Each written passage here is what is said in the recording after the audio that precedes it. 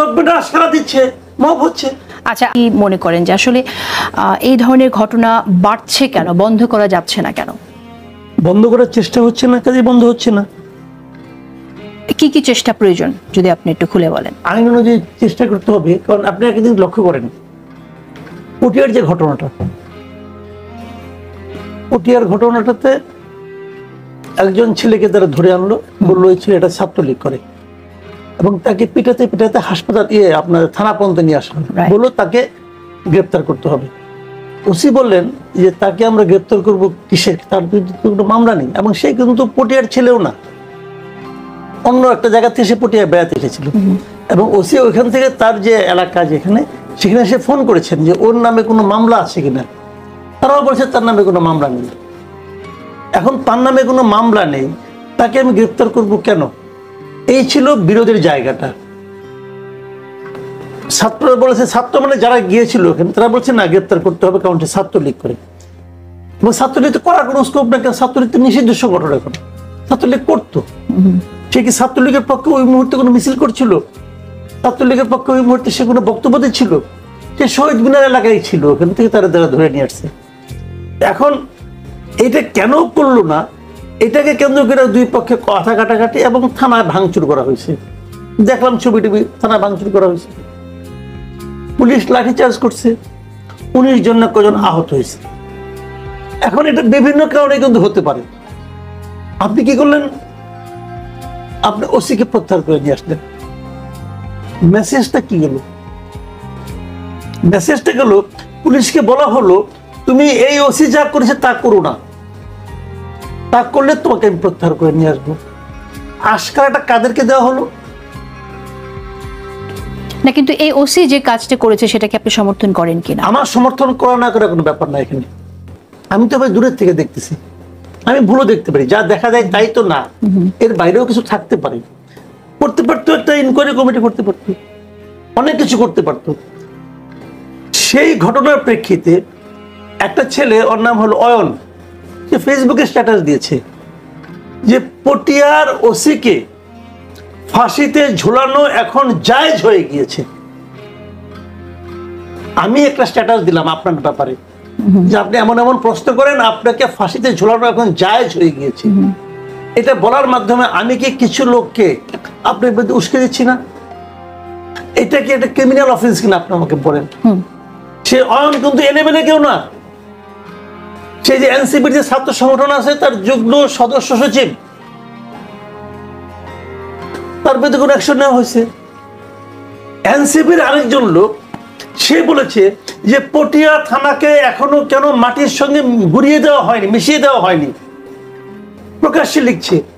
তার ব্যাপারে কোনো অ্যাকশন নেওয়া হয়েছে? হয়নি তো নেওয়া। আচ্ছা, আমরা এই ব্যাপারে শুনবো কি আইনের মধ্যে পড়ে না? আপনি বলবেন না আমরা জুলাই বিপ্লবের মাধ্যমে আসছে, আমরা কোনো আইন মানি না, বলতে পারেন ভাই, আপনি আপনার হাতে ক্ষমতা আছে, বলতেই পারেন, কোনো সমস্যা নাই। তাহলে আমাকে তখন বলতে হবে যে সে কোনো আইনের শাসন নাই, অথচ একটা আইনের শাসন কায়েম হবে। এই জন্যই তো 8 তারিখে 8ই আগস্ট একটা সরকার গঠিত হয়েছিল। 5 তারিখে শেখ হাসিনা চলে গেল, তারপরে 3 দিন দেশে কোনো সরকার ছিল না। 8 তারিখে একটা 3 দিন কি দেশ চলে নাই? চলছে তো। 3 দিনের মধ্যে আরেকটা গভর্নমেন্ট আনার দরকারটা পড়লো কেন? দরকারটা পড়লো এই কারণে, দেশে তারা একটা আইনের শাসন কায়েম করবে, একটা অথরিটি থাকবে, যে অথরিটি বলবে এই কাজটা ঠিক, এই কাজটা করা যাবে, এই কাজটা করা যাবে না। এটা তো কিছুই বলে না, এটা মুখে কিছু বলে না। যেটা করে সেটা হলো মবের পক্ষে যায়, আশকারা দেওয়া হয়, গভর্নমেন্ট আশকারা দিচ্ছে, মব হচ্ছে। আচ্ছা, নির্বাচন নিয়ে আমরা দেখছি জামাতের আমির তিনি প্রার্থী ঘোষণা করছেন, প্রার্থীরা এলাকায় নির্বাচনের প্রচারণা শুরু করছেন, কিন্তু আবার আমরা শুনছি যে নির্বাচনের জন্য মাঠ প্রস্তুত নেই। আপনি কিভাবে দেখছেন? আসলে এটা তাদের রাজনীতি, তারা এভাবে অগ্রসর হচ্ছে। তাদের হিসাবটা হলো কি, তারা কিন্তু প্রার্থী দিয়ে দিচ্ছে। এটা প্রার্থী দিতে পারার মধ্যে আমি মনে করি এক ধরনের তাদের দলীয় শৃঙ্খলার প্রকাশ ঘটেছে। তারা দলীয়ভাবে খুবই যে সুশৃঙ্খল একটা দল, এটা তারা প্রমাণ করতে পেরেছে। আপনি বিএনপি কিন্তু কোথাও পাবেন না, একমাত্র তারেক রহমানের আসন ছাড়া সব জায়গায় দেখবেন 10 জন 12 জন করে দাঁড়িয়ে গেছে, কিন্তু এটা জামাতের মধ্যে নাই, থাকলেও তার প্রকাশ নাই। এবং এটা সাধারণ মানুষের মধ্যে এক ধরনের তাদের প্রতি এক ধরনের ইতিবাচক একটা মনে করি ধারণার জন্ম দেয় যে এরা খুবই সুশৃঙ্খল একটা পলিটিক্যাল পার্টি। এটা গেলো একটা দিক। আর দ্বিতীয় যেটা উনি বলেছেন, তখন ওনাদের যে স্ট্র্যাটেজি, আমি যেটা বুঝি, যতটুকু বুঝি, আমি তো আর জামাত করি না, আর উনি আমার সঙ্গে আলোচনাও করেন না, তো আমি যতটুকু বুঝি বাইরে থেকে একজন সাধারণ ভোটার হিসাবে, বিএনপি ছাড়া আর সবাই মনে করছে যে এই মুহূর্তে ইলেকশন হলে তারা জিতবে না। এখন এই মুহূর্তে না হলে তাহলে কোন মুহূর্তে জিতবে তারা ওটাও জানে না কোন মুহূর্তে জিতবে। তারা কেবল এটুকু জানে আমি যতটা সময় পাবো তত আমি ভালো করব। এবং তারা কেন মনে করছে? তারা মনে করছে যে বিএনপি যারা লোকজন আছেন তারা মাঠ পর্যায়ে যে সমস্ত আকাম কুকাম করতেছেন, এতে প্রতিদিনই বিএনপির ভোট 1% করে কমতেছে, এটা ওনারা মনে করেন। এবং আমাদের মতো সাধারণ মানুষও ধীরে ধীরে বিএনপির প্রতি কিন্তু মানে বীতশ্রদ্ধ হয়ে উঠতেছে তাদের আকাম কুকামের কারণে। নানা ধরনের ঘটনায় কিন্তু তাদের নাম জড়াই যাচ্ছে। এই যে আপনি একটু আগে মবের কথা কিন্তু বললেন, কন্ট্রোল করতে পারছে না কেন মাসুদ কামাল, আপনার বিশ্লেষণ কি বলে? ওই আগের বছর বলছে, আপনি একই কথা বলতেছি, কন্ট্রোল করতে চাচ্ছে না। যেটা কন্ট্রোল করতে সরকার 2000-3000 লোক, আমি বলি আপনাকে 2000-3000 লোককে বহিষ্কার করছে না। এটা হলো গিয়া মানে ওই চুলা যখন গরম হয় দেখবেন আপনার পাতিল মধ্যে ওখানে 2-3 ফোঁটা পানি দিলে পরে শব্দ হয়, পাতিল ঠান্ডা হয় না। ওনারা ওই শব্দ করতেছেন, এই দেখো আমি এটাকে বহিষ্কার করেছি, ওটাকে বহিষ্কার করেছি। সরকারও কি এরকম শব্দ লোকে মনে করছে বলে আপনি করতেছে বলবেন? যে পানি পড়তেছে, শব্দ তো শুনছি, তো পাতিল ঠান্ডা হয় না কেন? পাতিল ঠান্ডা হবে না এভাবে। তারা কার্যকর পদ্ধতিগত আছে, তারা সেটা যাবে না। কেন যাবে না? এটা হলো আরেক কাহিনী। কারণ বিএনপি তো বিএনপি না রে ভাই, বিএনপি তো অনেকগুলি বিএনপি। একটা হলো মির্জা আব্বাসের বিএনপি, আরেকটা হলো গয়েশ্বরের বিএনপি, আরেকটা হলো মির্জা ফখরুলের বিএনপি। বিএনপি অনেকগুলি তো। কারণ এই দল এখন ক্ষমতায়, তারা বুঝতে চাই তো ক্ষমতায় চলে গেছে। এই দলগুলির মধ্যে ভাইয়ের রাজনীতি আছে। এক ভাইয়ের লোককে আপনি বহিষ্কার করবেন, আরেক ভাই বলবো যে না তুমি থাকো, সব ঠিক হয়ে যাবে, আসি তো আমি। ভাই এটা তো পলিটিক্স, বাংলাদেশে আওয়ামী লীগেই পলিটিক্স করতো। এই জন্যই তো বললাম যে এখানে জামাত একটু ভিন্ন। এখন যতই দিন যাচ্ছে ততই বিএনপির কিন্তু মানুষের মধ্যে ধারণা খারাপ হচ্ছে। আমি একটা এক্সাম্পল দিয়ে বলি। আমাকে একজন লোক বলতেছিল তার এলাকায় ছাত্র দলের এক সভাপতি, সে মানুষকে কিভাবে টর্চার করছে, অত্যাচার করতেছে বলতেছে। কার নাকি বাড়ির থেকে চাউলের বস্তা নিয়ে গেছে, কার নাকি বাড়ির থেকে বেশিন পর্যন্ত খুলে নিয়ে গেছে বলতেছে। তাই আমি বললাম কি দেখো এটা অতটা গুরুত্বপূর্ণ না, ধরুন ইলেকশন হবে না, সব এক হয়ে যাবে। ইলেকশনে তো তারা তো ভোট ধানের শীষ তারা কারে দিবে। আমি বলতেছিলাম এটা, তখন ও বলতেছে আমাকে যে ধানের শীষে যখন প্রার্থীটা আসবে এই এলাকায় ধানের শীষের পক্ষে প্রচারণাটা কি করবে? ভোট চাইতে কে যাবে? ভোট চাইতে তো এই ছেলে যাবে।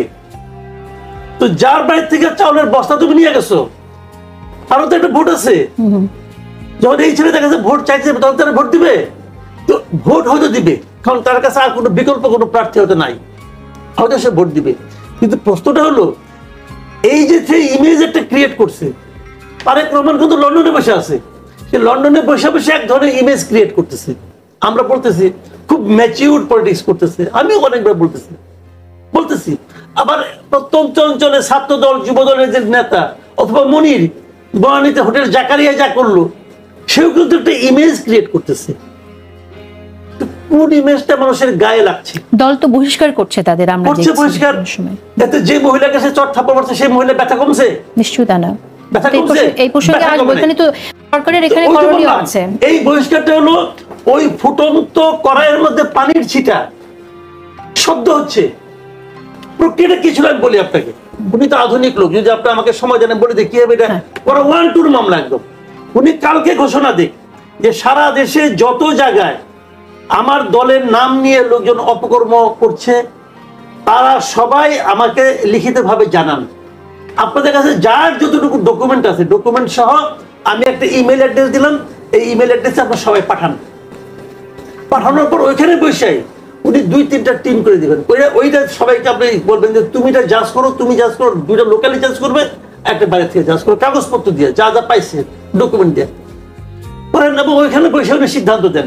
যে দলের মধ্যে অনেক গ্রুপিং আছে, আপনি জানেন যে এখানে তো গ্রুপিংও আছে, যেই মাত্র সে পাঠাবে গ্রুপিং হোক, গ্রুপিং কোনো সমস্যা নাই, উনি তো কাগজপত্র পাঠাবেন। তো যেই মাত্র সে জানবে আমার নামে কাগজপত্র যাচ্ছে, এই ঘোষণাটা দেওয়ার সঙ্গে সঙ্গে অর্ধেক দুর্নীতি কমে যাবে। আচ্ছা, আপনার এই পরামর্শটা আশা করছি কেউ নেবে না, আপনি লিখে রাখতে পারেন। কেন নেবে না মনে করেন? নেবে না এই কারণে যে এই দলটা তো সেটা করতে চায় না। এই দলটা চায় আমরা এভাবেই ক্ষমতায় যাব, এবং তারা মনে করে যে এটা করতে গেলে বোধহয় আমার ওই লম্বা আসতে কম্বল উজাড় হয়ে যায় কিনা, আমার দলে ভালো লোক তো এগুলি, তো এটা হতে পারে একটা সিস্টেমের মধ্যে পড়ে গেছে, হয়তো নির্ভরতার ব্যাপার আছে আপনি বলতে চাইছেন। তো এর আগে বলেছেন যে ফেব্রুয়ারি কেন এই সরকার নির্বাচনে দিতে পারবে না, তো এখন কি আপনার ঠিক একই জায়গায় আছেন নাকি কি মনে হচ্ছে? যে আরেকটি প্রশ্ন বলে রাখি, যে অনেকেই বলেন যে ফেব্রুয়ারিতে নির্বাচন, অনেক বিএনপি নেতারা তো ফেব্রুয়ারিতে নির্বাচন মাথায় রেখে প্রস্তুতি নিচ্ছেন, কিন্তু ফেব্রুয়ারি না এপ্রিল, এই প্রশ্নটা কি আসলে মীমাংসিত হয়েছে কিনা সেটাও আপনার কাছ থেকে না, শুনতে চাই। মীমাংসিত হয়নি তো, মীমাংসিত হয় নাই। আমি আসলে এই জায়গাটাতে বিএনপির রাজনৈতিক প্রজ্ঞার একটু মানে আপনার সমালোচনাই করি, যে ওনারা আসলে 7 তারিখে ঈদ হলো না, একটা 7 তারিখে ঈদ হয়েছে, 13 তারিখে মিটিং হয়েছে তারেক রহমানের সঙ্গে প্রধান উপদেষ্টা, মানে 1 সপ্তাহের মধ্যে বিএনপির ভাবভঙ্গি দেখে মনে হলো তারা 1 সপ্তাহের মধ্যে 2টা ঈদ পেয়ে গেছে। আমার কাছে মনে হয়েছে ওই 7 তারিখে এটা কোরবানি ঈদ ছিল না, কোরবানি, আমার মনে হয়েছে 1 সপ্তাহের মধ্যে বিএনপি 2বার কোরবানি হয়েছে, এটা আমার কাছে মনে হয়েছে। দেখেন কতগুলি জিনিস এখানে লক্ষণীয়। 13 তারিখে যৌথ ঘোষণাতে কি বলা হয়েছে, ওখানে ফেব্রুয়ারি কথাটা উল্লেখই করা হয় না, শব্দটাই তো নাই। প্রথমত হলো যদি এইগুলি এইগুলি এইগুলি এইগুলি হয় তাহলে রমজানের 1 সপ্তাহ আগেও নির্বাচন হতে পারে। তো সেটা ব্যাখ্যা করলে তো ফেব্রুয়ারি চলেই আসে। না না, হতে পারে, হবে, ওইগুলি এগুলি হইলে হবে কিনা তার এখনো কোনো গ্যারান্টি নেই। যদি হয় তারপরেও কি হবে তাও কিছু বলা হয় না, কিন্তু হতে পারে। সেক্ষেত্রে আবার আরো কি করা প্রয়োজন আছে, এই কোথাও সাধারণ মানুষ হিসেবে বিভিন্ন পলিটিক্যাল পার্টি কর্মকাণ্ডকে আমাদের মতো করে আমরা ব্যাখ্যা করি। আমার ব্যাখ্যা যা হচ্ছে সেটাই বললাম। এখন ওইখান থেকে যদি ফেব্রুয়ারি হতো, দেখেন লক্ষ্য করেন আপনি, বরঞ্চ ওই ঘোষণায় বলা হয়েছে যে প্রধান উপদেষ্টা ঘোষণা করেছেন এপ্রিলে নির্বাচন হবে, ওইটা কিন্তু ঘোষণার মধ্যে আছে। ওইখান থেকে ফেরার পর নির্বাচন এপ্রিলের পরিবর্তে ফেব্রুয়ারিতে হতে পারে, এটা কোন রকম নমুনা আপনি প্রধান উপদেষ্টা, ওনার অফিস অথবা সরকার কারো কথাবার্তা আপনি দেখেছেন? দেখেন, প্রধান উপদেষ্টাকে ওখান থেকে ফেরার পর নির্বাচন নিয়ে একটা শব্দ উচ্চারণ করেছেন? করেননি। কেন করেননি? উনি কোনো প্রয়োজনই মনে করেন না তো, উনি তো নাথিং নিউ, উনি যা বলেছেন ওখানে ঘোষণায় উনি তাই কাজ করতেছেন। এখানে তো ওই ওই ওইগুলো হইলে পরে হতে পারে, আগে ওইগুলো হোক। আচ্ছা, আসবো আপনার কাছে, সেটা আমরা শুনবো যে ইফস এন্ড বাটস ছাড়া একটা